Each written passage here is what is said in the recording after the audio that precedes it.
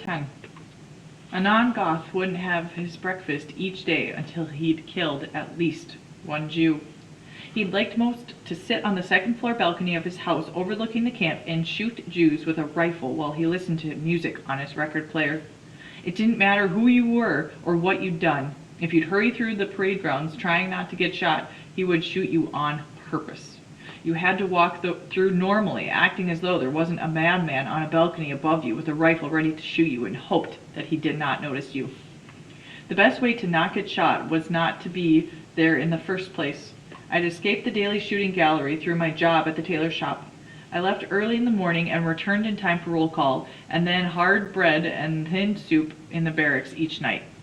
Uncle Moshe did the same, working in the Fuhrer's shop outside camp. There was still a chance Goth would get me at roll call. No one was safe, not even the capos. But with Moshe's help, I learned to be anonymous enough for several months. Then the tailor shop found. I was never sure why, but one morning when the other tailors and I assembled, we were told our services at the factory were no longer required. We looked around nervously around at one another. Without our off-camp job, we would be around Amon Goth all day, and without special skills, less valuable than before. I was put to work building new barracks for the never-ceasing truckloads and trainloads of Jews brought through Plazau every day. It was back-breaking work, digging out a level patch of earth, hauling rocks in wheelbarrows, hammering boards in place, and always there was a threat of Amon Goth and his dogs. After a man on my work detail was killed for moving too slowly, Uncle Moshe traded his daily rations to a capo to get me assigned to a new job outside of the camp. I reported to my new work detail the next morning and went into a truck, not knowing where we were going or what we were doing. None of us did.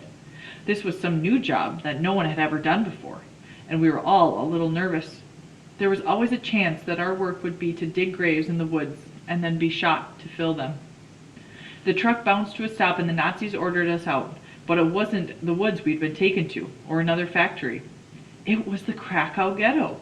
We looked at one another and wondered why had we been brought back to the ghetto. A guard at the gate on Lawaska Street let us through, and we saw right away that it was different. There were no more people, no one on the streets, and no one in the houses. The whole ghetto had been liquidated after I'd left. There was no sign of life anywhere. The entire ghetto must be cleaned, one of the Nazis told us. There must be no taint of Jews left. We were told how to search each flat for anything of value and how to sort what was left into piles on the floor for removal and disposal. Clothes should be sorted in one way, household items in another. We were to take nothing out with us under penalty of death. As I walked the empty streets of the Podgorski, my chest felt heavy. I was overwhelmed with memories. I hadn't been gone long, and the last few years I had lived here had been a nightmare. But what I remembered wasn't the snow shoveling and the shootings and the starvation. I remembered walking into the market with my mother, visiting my father at work, playing ball in the street with my friends. This neighborhood had been my home once, and it always would be, even after the, quote, taint of the Jews had been scrubbed away. As if to tear my heart into even more pieces, I was assigned to clean out the apartment building where I had lived with my parents. While the other boys worked the bottom floor, I climbed the stairs, and I stopped and stood where no one could see me, remembering. Mr. Barchwick on the second floor, singing along to the radio, Mrs. Zamansky sweeping the third floor landing. Any minute now, I thought, my mother's voice would come calling out down the stairs, "Yannick, dinner!" I waited, but there was no radio, no sweeping, no call from my mother. Nothing but the quiet shuffling of the boys working the flats on the first floor. I climbed the stairs to my old floor and crept down the hall. This corridor had once been so familiar to me that I had traveled it without ever really seeing it. But now it was different. Now I could see the worn spots in the hall rugs, the broken pieces of molding along the ceiling, the burned-out bulb in the light fixture. There was a new smell, too, something putrid, like I never smelled before. It was strongest near the door of Mr. Tatarka's flat. The door was ajar, and I pushed it open to the rest of the way to look inside. Mr. Tatarka lay in the middle of the front room of his apartment beside the chair he'd stolen from the Immerglicks, dead in a pool of his own blood. At least I thought it was Mr. Tatarka. The body was black and shriveled, all rags and bones, and I stumbled back into the hall and retched. The smell, the sight of it, it was all just too much. I threw up again, tears streaming from my burning eyes, and I ran. I ran not for my old flat, not the one we shared with 3 other families. I ran instead for the roof, where it had just been me, my mother, and my father, safe and alone in our little pigeon coop. I burst through the big metal door and out onto the rooftop, gulping in lungfuls of fresh air. The smell eventually went away, but not the memory of it, nor the vision of Mr. Tartarka's decomposing body. I stood with my hands on my knees for a while until my breathing returned to normal, but I knew I'd have to get back soon. I wouldn't do for the Nazis to notice for me for any reason. I went to the pigeon coop, fighting back all the memories of my mother and father. I sifted through what was left. Someone else had lived here after I'd been taken. There was a tattered scarf I didn't remember, and a red blanket that hadn't been mine, but my father's old coat was still there in the corner. I knew I couldn't take it with me, but I picked it up and I put it on, more to remember the smell of him than anything. It fit me better than it ever had, and I suddenly realized that, even though I was thin and starving, I had still grown. I was 14 now, and almost as tall as my father had been. I was pulling the coat off when I felt a lump in one of the sleeves. I felt it with my fingers. Something was sewn into the sleeve. Of course! My mother had sewn our extra money into our coats so it couldn't be stolen in a raid. I glanced outside the chicken coop to make sure no one else had made it to the roof yet, and I hastily ripped the seams of my father's coat apart. There were 1,000 zloty inside. I dug through the pile of things, found my old coat as well, and ripped out the seams. Another 1,000 zloty. 2,000 zloty! The Nazis didn't sell food in the labor camps, of course, but there was a way to buy smuggled food in from the outside. Uncle Moshe knew how. Using a needle and thread of my mother's that had been left behind, I tore out one of the seams in my prisoner coat and sewed the money inside. I knew how to sew beautifully now from working in the tailor shop. I finished quickly and was pleased with my work. Only the closest examination would find the money hidden inside. I hurried to put the rest of the few things in the pigeon coop into piles in case someone did come up here to clean up. I went back down to find the boys from my work detail. They had already made it to the top floor, and I joined in with my group cleaning out my family's old flat, carefully avoiding Mr. Tartarka's apartment. We worked the rest of the day, putting clothes in one pile, household goods in another. I always went for my clothes first, running the hands along the seams to see if anyone else had the same idea as my mother, and once found a pair of diamond earrings. I hooked them inside my jacket under my arms and hoped that they wouldn't fall out. Uncle Moshe and I were going to eat well tonight. All the way back at camp, I worried I would be discovered, but the guards either didn't think we were trying to sneak anything back in or figured there wasn't anything left of value in the ghetto to smuggle. For the most part, they were right. More than just the people had been taken from the ghetto. 2 years of imprisonment and starvation and raids had bled the ghetto dry of almost anything worth owning. As we assembled for roll call, I whispered for Uncle Moshe to come back to my barracks for dinner. I also asked him what the score was. Goth, 19, Jews, 0, he whispered back. It was a good day to get you out of the camp. I nodded. A very good day, indeed. Chapter 11. Uncle Moshe couldn't believe it when I showed him the money and the earrings. He hugged me and kissed me before remembering his own warning not to let anyone else see you care about anything. I know a man who works in the munitions plant, Uncle Moshe whispered. He smuggles in bread for sometimes, and he sells it for a price. I'll buy us a little something to eat. You've saved us, Yannick. Later that night, Moshe brought me half a loaf of bread, a feast. He took it out from under his shirt and gestured for me to hide it quickly. You mustn't let any other prisoners see you with it. They'll try and take it. They don't share it with anyone, not if you want to survive, right? I nodded. The money will buy us more, Moshe whispered. I've hidden the rest to keep it safe. Where? I asked. A place no one will find.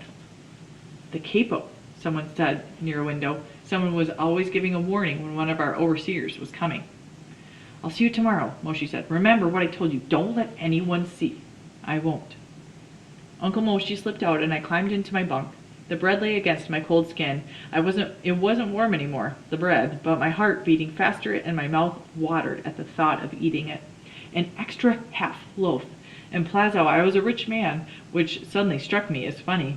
Before the war, there had been loaves of bread aplenty, always 1 or 2 in the kitchen, brought back fresh from the bakery every day by my mother, and I had never thought twice about it then. Now a half a loaf of bread was life itself, and my mother was gone. The capo did his checks to make sure everyone was in their bunks. He didn't have time to worry about the man in the bunk below mine. The man beneath me had crawled back after a roll call and hadn't moved since. He was what others called Muselman. He was so thin you could count his ribs and see the bones in his arms and legs. But it wasn't just that. We were all skin and bones. Muselmanners were different in the way that they breathed through their mouths, in the way they dragged their feet when they walked, if they could walk. Most of them just huddled on the ground on their hands and knees, even if the Germans or capos beat them. But no matter how he was standing, you always knew a Muselman from his eyes. There wasn't anything left there. Muselmanners had given up, and there were no life in their expression, no spark of a soul. They were zombies, worked and starved into a living death by our captors. If the man below me wasn't dead when they came for us tomorrow, the morning roll call would kill him. Half a loaf of bread might have saved him, if he could have eaten it. Starvation did that to you after a while. Your body got so used to not having food, it got sick if you even ate half a bowl of soup. I could hear him down there breathing his ragged breath. I could hear him dying of starvation, and I had food. Half a loaf of bread, if I just gave him part of it. But Moshe had warned me. Don't share your food with anyone else. Not if you want to survive. Not if you wanted to make sure you never became a Muselman yourself. So I huddled on my bunk, sneaking bites of bread in the dark, listening to the nameless man beneath me die. My old apartment was finished, but there were other buildings to clean in the ghetto. We worked for days, and I looked for hidden money and valuables wherever I went, but there was nothing. The place had already been picked clean before the liquidation. The Nazis had seen to that. One night Uncle Moshe brought me a carrot he bought with the money I'd found in the old coats. A whole carrot. I hadn't seen a carrot since the early days in the ghetto. It was soft and mushy, but it was the most delicious thing I'd ever eaten, I was sure.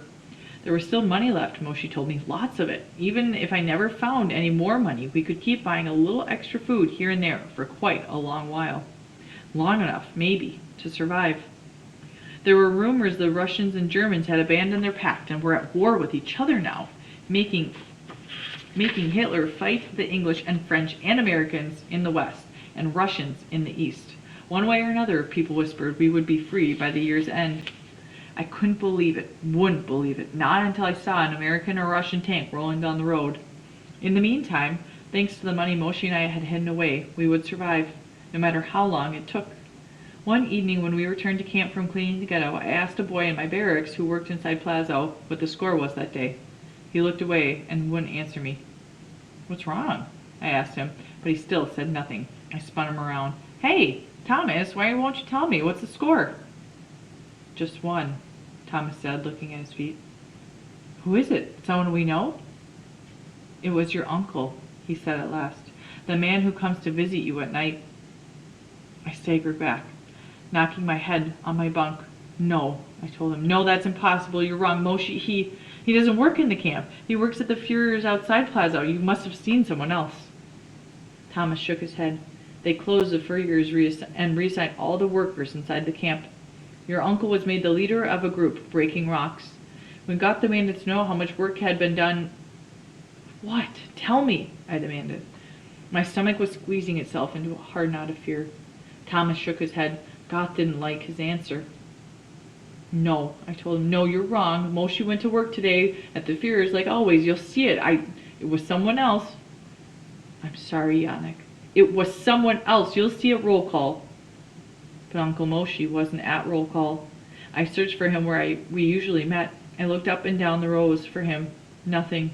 I wanted to call out for him, but I knew that was suicide. Moshe had taught me, do nothing to stand out. I had to be anonymous. I had to be no one, with no name, no personality, no family or friends to care about. But I did care. Uncle Moshe was the last of my family, the only person I could trust in Plazout, my only friend. And the money I had found, Moshe had hidden it, and he never told me where. I never thought to press him on it because Moshe would always be there. We were going to survive, the two of us. We were going to survive, the last two men in Werner family written on the pages of the world. Now there was only me, Yannick. I was 14 years old, and I was alone in the world again, this time for good. As the Nazis went through roll call, I fought back my tears. Amin Goth saw me crying. He would kill me too.